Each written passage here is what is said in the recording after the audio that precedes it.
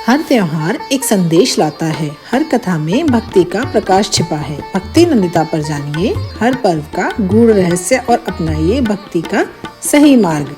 राधे राधे सौभाग्यशाली श्रोतागणों, आज हम आपके लिए गणेश चतुर्थी की कथा लेकर आए हैं।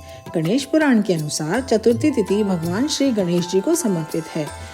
हर महीने 2 चतुर्थी तिथि आती हैं, एक कृष्ण पक्ष में और एक शुक्ल पक्ष में। कृष्ण पक्ष की चतुर्थी को संकष्टी चतुर्थी कहते हैं, जबकि शुक्ल पक्ष की चतुर्थी को विनायक चतुर्थी कहा जाता है। विनायक चतुर्थी का व्रत बेहद शुभ माना जाता है। इसका उपवास का पालन करने से भगवान गणेश जीवन की सभी भय व बाधाओं को दूर करते हैं। इसके साथ ही अपनी कृपा सदैव के लिए बनाए रखते हैं। आइए जानते हैं गणेश चतुर्थी व्रत की पूजा की विधि। सुबह जल्दी उठकर स्नान आदि से निवृत्त होकर व्रत का संकल्प लें। संकल्प मंत्र के बाद श्री गणेश की षोडशोपचार पूजन आरती करें और गणेश जी की मूर्ति पर सिंदूर चढ़ाएं। ओम गंग गणपतये नमः मंत्र बोलते हुए 21 दूर्वा दल चढ़ाएं, 21 बूंदी के लड्डुओं का भोग लगाएं। पूजा में श्री गणेश स्तोत्र, अथर्वशीर्ष, संकट नाशन स्तोत्र आदि का पाठ करें। इस व्रत को चंद्रमा को अर्घ्य देने के बाद पूर्ण माना जाता है। चंद्रोदय के बाद अपनी सुविधा के अनुसार अर्घ्य देकर व्रत का पारण करें और अपनी मनोकामना के लिए पूजा अर्चना करें। श्री गणेश चतुर्थी की व्रत की पौराणिक कथा के अनुसार एक बार भगवान शिव तथा माता पार्वती नर्मदा नदी के किनारे बैठे थे। वहां माता पार्वती ने भगवान शिव से समय व्यतीत करने के लिए चौपड़ खेलने को कहा।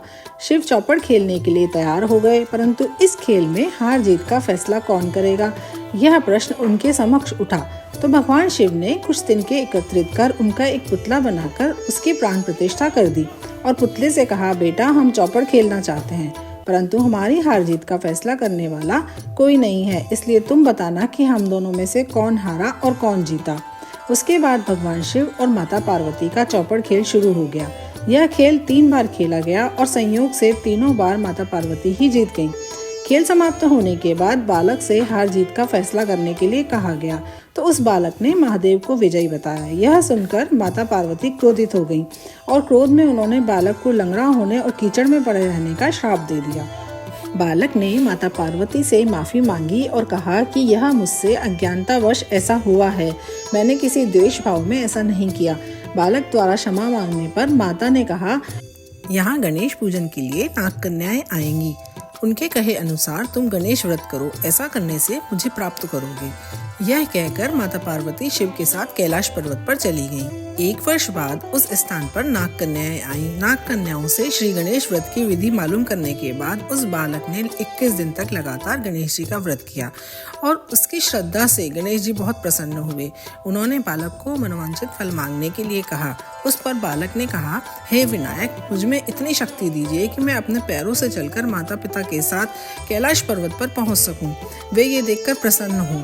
तब बालक को वरदान देकर श्री गणेश अंतर्ध्यान हो गए और उसके बाद वह बालक कैलाश पर्वत पर पहुंच गया और कैलाश पर्वत पर पहुंचने की अपनी कथा को उसने भगवान शिव को सुनाया।